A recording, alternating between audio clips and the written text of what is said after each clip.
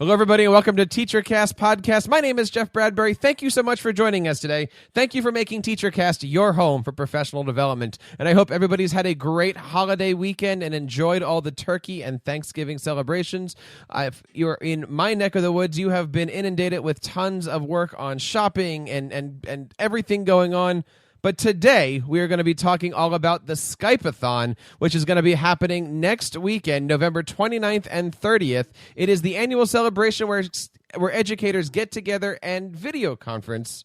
And today, we're going to be talking all about the great stuff happening and how you can have your class connect with the Skypeathon. There's, of course, several great things that you can do to be our participant in this and all of our educational broadcasts. You can find us on Twitter at TeacherCast. Leave us a voice message over at teachercast.net/voicemail. Email us at feedback@teachercast.net. And, of course, you can subscribe to this and all of our shows over on teachercast.net/audio and teachercast.net/video. And once again, thank you guys so much out there for joining us. It is the Skypeathon season, November 29th and 30th. I have two amazing guests on here. Microsoft Innovative Educator, Steve Isaacs. Welcome to the program. Welcome to the TeacherCast podcast.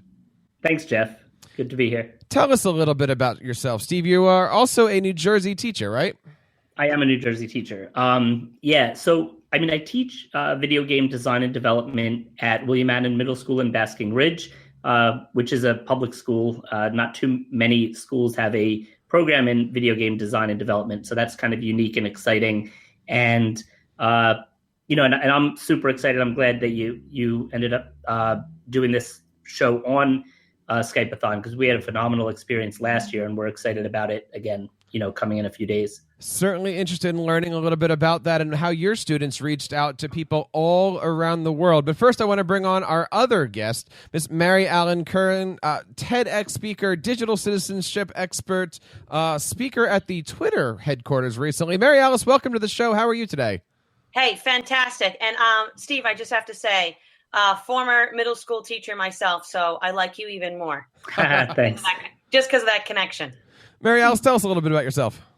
So, I was a middle school teacher, middle school principal. I was a faculty member, associate professor at the University of St. Joseph in West Hartford, Connecticut. Most recently involved with the DigCit Summit and the DigCit Institute. And so I feel like the last, 7 years or so, it's really been specific about digital citizenship before ed tech. But really excited about the Skypeathon, and I'm really excited to support this 3-nation challenge happening across the pond. And I actually have a grandmother who went to boarding school in Paisley, Scotland. So I'm for Team Scotland out of that 3-nation challenge that's going on. And we're interested in learning all about that. Of course, anybody out there who's interested in learning more about the Skypeathon can go over to skypeathon.com. That's SKYPEATHON.com. There are 3 things that you need to do if you're going to be participating in the Skypeathon. The first thing is to go over to the skypeathon.com and join the Microsoft Educator Community. It is a free resource filled with thousands of amazing educators that are out there connecting, sharing resources that want to be a part of your classroom and want to help out. I am a member of that. I know Steve is, and Marialice is too, and it is a great place to go out there and reach out. The second thing, of course, is to find a classroom with experts to connect with. And it's not just teachers. Microsoft Innovative Educators are, of course, out there willing to Skype with you. Industry professionals, Microsoft employees are there. Check out the great bunch of resources. And if you're still looking for some information, we have a link on our show notes here for a sway that was produced by Microsoft Education on how you can participate and make the most out of it. I know last year when they tried it, they had over 1 million miles of classrooms that were back and forth Skyping with each other. This year, I know they have a goal to break 3 million miles, and we want to help them out. If you are a member of the Skyping team or if you are Skyping with your classroom, we would certainly love to hear about it and share your stories. Email us over at feedback@teachercast.net. Steve, I want to start with you. Talk to us a little bit about your experiences last year with the Skypeathon. So I, as teaching game design and development and having, a philosophy that I have about having my kids, be able to reach out and get resources wherever they can, it's really important to bring professionals into the classroom. So that was the approach I primarily took last year. So we had people like Garrett Zimmer, PB Jelly Games, who is a YouTuber, but also creates amazing content and is a game designer using Minecraft as his primary game design engine. So it was great for my kids to be able to interact with him and hear about his approach. We had Cara Williams, who did her her doctoral thesis on using the PlayStation 4 and Little Big Planet 3, which is a tool my kids use to create games. So it was really neat also to have her share that experience.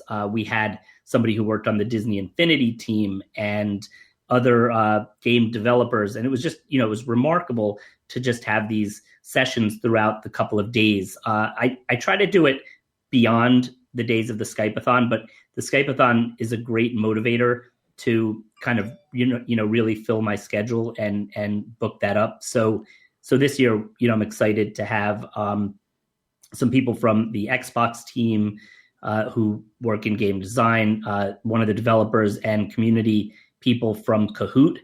And Garrett will join us again with a couple of YouTube stars and things. Steve, I hope you say his name right, Shkolny. I'm sure I did not say it right. He's the developer of something called 3D Sunshine, which my students have been using with the HTC Vive to create. Basically, it allows you to create in a Minecraft world in virtual reality. And the product is something my kids love. So I'm super excited for them to interact with, him, knowing that they're using his product. So that's the kind of thing we've done, in addition to some mystery Skype and that sort of thing. Steve, it kind of sounds like you're kind of sounds like that's authentic learning. I can't wait. I had to jump in, but I mean, I want to be back in a classroom. I want to be a student because you couldn't provide that type of experience without this ability to break down four walls and make these connections. It's amazing. Thanks. Yeah, I mean, I love it. Just the mere fact that we can, like you say, do that. And most people are willing to come in and Skype with a class for 20 minutes, a half hour, when in this, these days, people's time is precious, but they're willing and excited to do that. I found so many of the people I've reached out to are more than willing and excited to work with the kids, and it's like I say, it's so pretty easy, really, being that they're, Skyping from their home office or wherever they might be. Steve, I want to ask a little bit about how you started all of this. I mean, you clearly are somebody who is a well-connected educator, and you went on to the Microsoft Educator Community. Was it difficult to find people willing to come into your classroom? It really was not, but like you said, I think being, a connected educator and spending, I do put a lot of energy into making those connections, and that's grown over time. But again, I think, once you find other people to help you make those connections too, it is not all that difficult. And, while I used the Microsoft community a bit, I find that, reaching out through Twitter and other social channels has been real effective. One of the things I've been doing is I'll tweet out something about, the fact that we're participating in the Skypeathon with an image, and I'll tag people that I would like to Skype with and see who responds. That's been helpful, in addition to using the like you had mentioned, the actual community site where you can find experts that are willing and already signed up on the site. That obviously works out great as well. Now, Marialice, Steve, as we said, is well-connected educator. He's on Twitter. He's on Facebook. He's got all these great connections. We also have a connection together where we are in a Twitter group with more than 50 educators globally, all focused on next week's Skypeathon. Could you tell us a little bit about that Twitter group and a little bit about why it was formed? Okay, so that whole group DM with over 50 people was originally started by William Jenkins. And as a way to really promote that 3-nation challenge for the Skypeathon, and so it's not just, we're the opportunity to be able to engage before it happens. And I think that there might be even some newbies as well as like experts. I mean, it's got the full range in that group. And it's an opportunity to make those relationships beforehand.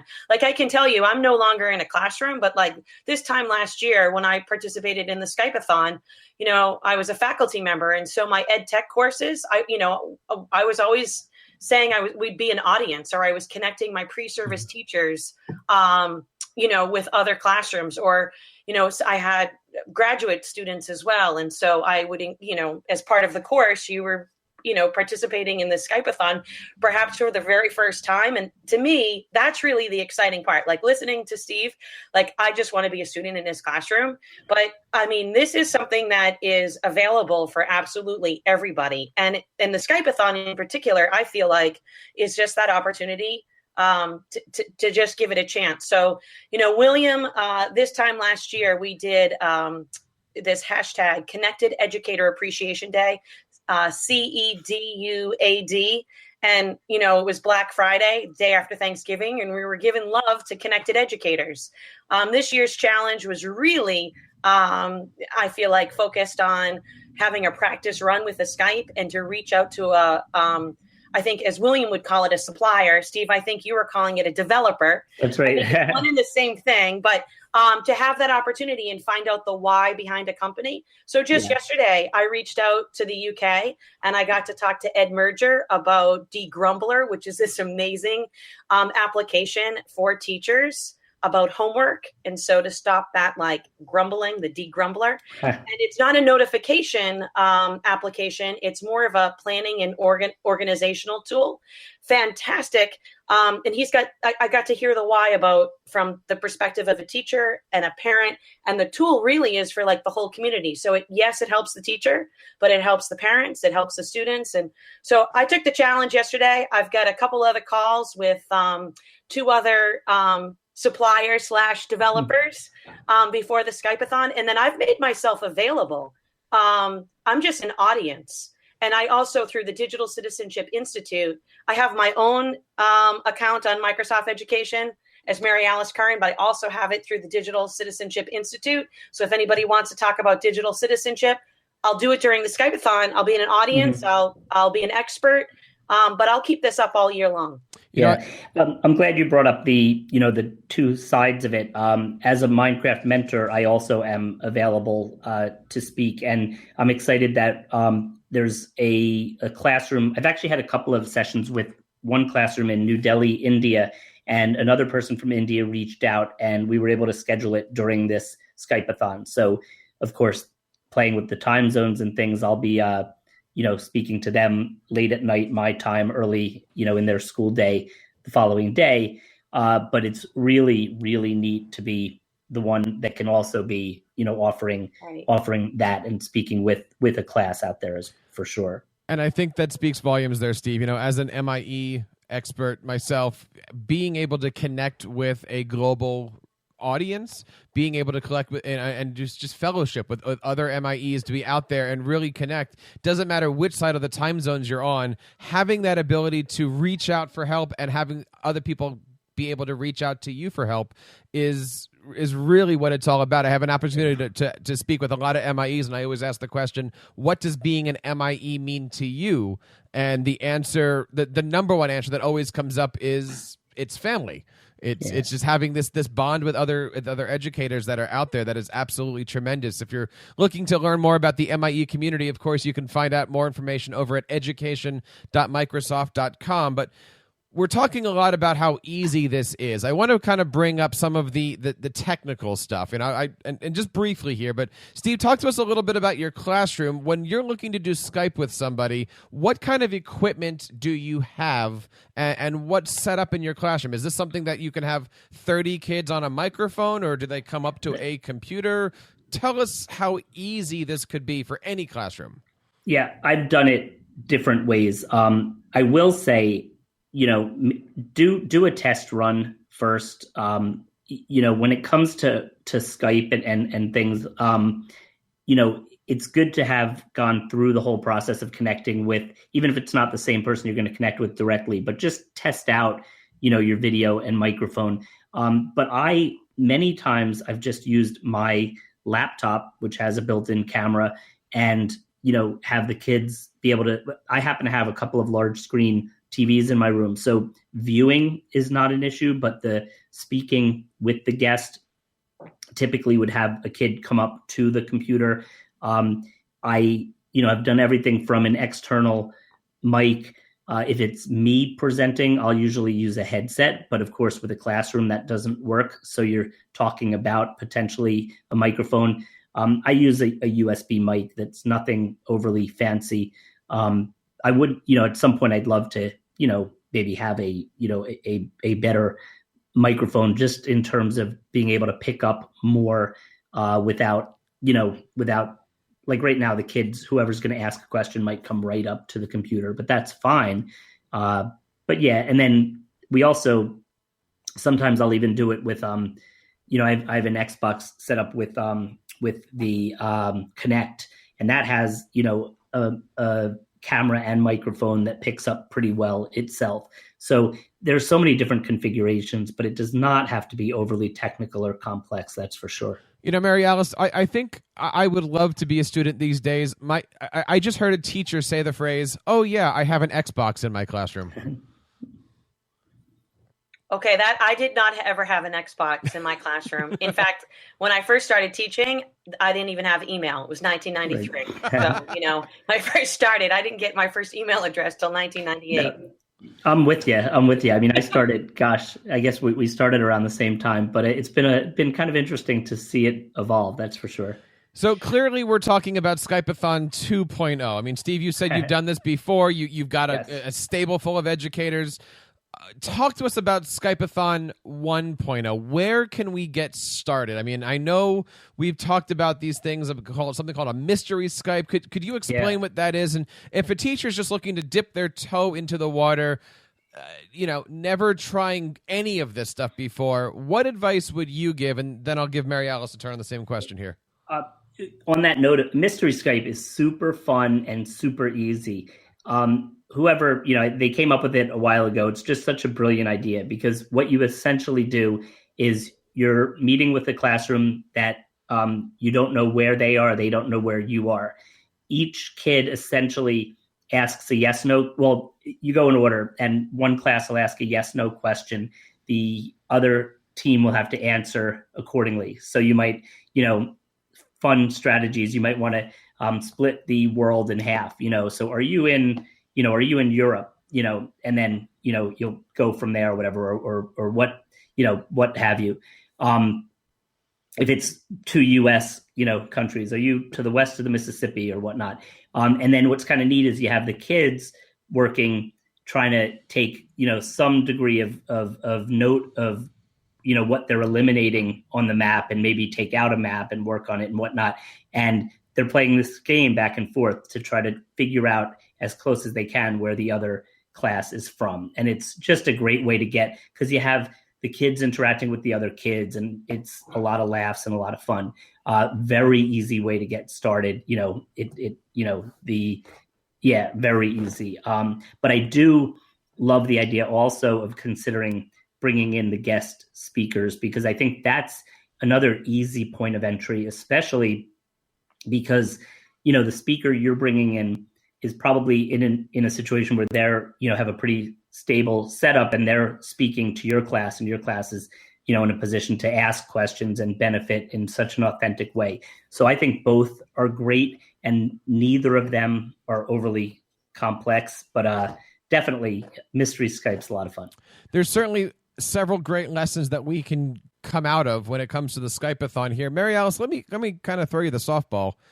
Can mystery Skype, can the Skypeathon teach our kids about digital citizenship? Oh my gosh, I have to tell you, I feel like for digital citizenship, if we can help get students blogging, and if we could help students doing, whether they're mystery Skypes or mystery read alouds, I've done a lot of these, with my teacher preparation programs. And it's fantastic. So the students for a mystery Skype, they all have like roles, and someone's the map reader and someone's running the question. And, I've been in classrooms to see it happen. I've been on the other end and watched it virtually happen. But to see students, everybody, it's like a beehive, and everybody has a voice, and it's a great way into digital citizenship. But I'll tell you, as a parent, unfortunately now, Jeff knows this because my 10-year-old, my fourth grader, has been on the show before, but he's in a traditional school. So he learns differently at home than he does at school. And so he has opportunities like to learn with his line is, if you want us to learn about the world, we have to learn with the world. And so we are doing these Skypes. We're actually doing a Pokemon Go Skype with Scotland. We're waking up extra early next week. He's so excited to be able to connect with this classroom. But, for anybody that's starting out with this, I feel like, you don't have to join a global audience. You could just pick somebody in your school across the hall or another school in the district. But I can tell you, last year in this untraditional school, you're going to love this. I pulled a fast one. I went in as the guest reader, like a real live person as a guest reader. And then I don't know if you know Derek Larson, but he's awesome and you should. He was already planned, and I set up a Google Hangout. And on that Google Hangout, I brought in my mystery reader. And so, it was like introducing this school that's completely traditional, my own son's school, into a new concept. And before it was a mystery Skype, it was just they were reading a book. And they got to enjoy this virtual book. And Derek happened to be in Utah, so then we got to kind of practice a mystery Skype. As long as you're making the connections, that's all that matters. That's all that matters. I love the different activities. I was thinking while you were talking there, Marialice, I was recently recording one of the Microsoft Innovative Educator Spotlight Series podcasts, and the guest came on and talked a little bit about what they do. And instead of doing a mystery Skype where you try to figure out where the classroom is, they bring the curriculum into it. They do a mystery animal Skype. And it's the same idea of like the Guess Who kind of a thing, but, Steve might say, I am a four-legged amphibian that does something, and then the other class has to guess which animal it is. They've got mystery numbers. There's just so many different ways to make those connections. And then it's like the same thing with blogging. You have an authentic audience. And that's really, I feel like, the piece that is most significant, specifically when it comes to digital citizenship. Definitely having that reflection period at the end is amazing. And I love the fact that, again, I can't say it enough. It's easy to do. The technology is there. You can open up a Surface tablet or a desktop or a Chromebook or anything that you have, and you've got a video camera there. You can go into these different things. There's, of course, several ways that you can participate in this year's Skypeathon. The best way that you can do it is to head on over to Skypeathon.com and sign up for the Microsoft Educator Community and reach out. Find an educator. Reach out to Steve or Marialice or any of the MIEs and say, hey, can you help me out? Or, hey, would you be able to Skype your classroom into it? It is certainly a valuable thing. Help Microsoft out. Help us out. Try to break 3 million miles of connecting classrooms. I am certainly looking forward to it. In closing here, Marialice, what advice would you give to any first-time teacher? And then let's wrap it up with, where can we reach out to you if we would like to have you Skype with our class? Well, I have said that I will stay up late. I will wake up early. The thing with social media is that, geography knows no boundaries, but we haven't gotten beyond figuring out time zone differences. That hasn't, can be difficult, but there are people that are so willing. And so whether that's going to be on Twitter, and that you're reaching out, whether it's through the MIE community. But, even if you wanted to follow the feed, I know that lurking, sounds like something that's creepy. But even if you wanted to lurk and or you wanted to go in and see somebody doing, participating in this Skypeathon. But the important part is, it's 2 days, which is fantastic. And I do think they'll get all those miles. But to, try to embed this into what you do on a regular basis. All students everywhere, whatever grade it's going to be, really, this is the type of learning that every student deserves. Steve, what advice would you have for anybody who's looking to maybe kick their Skypeathon up a notch? Well, first, I'd like to just reiterate what Marialice said, because I definitely think that the 2 days is a nice starting point, but to realize that this is accessible all the time is phenomenal.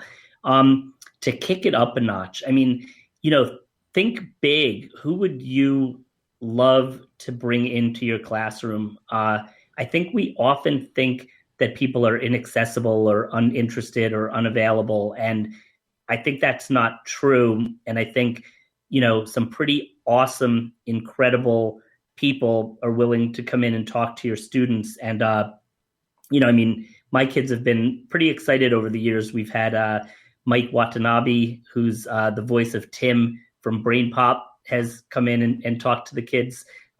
We've had, game developers, YouTubers, there are so many, and this is what's relevant and exciting to the kids. And in my case, it's directly related to our content. So definitely, think big and don't be bashful. It doesn't hurt to ask, and you'll be surprised, I think.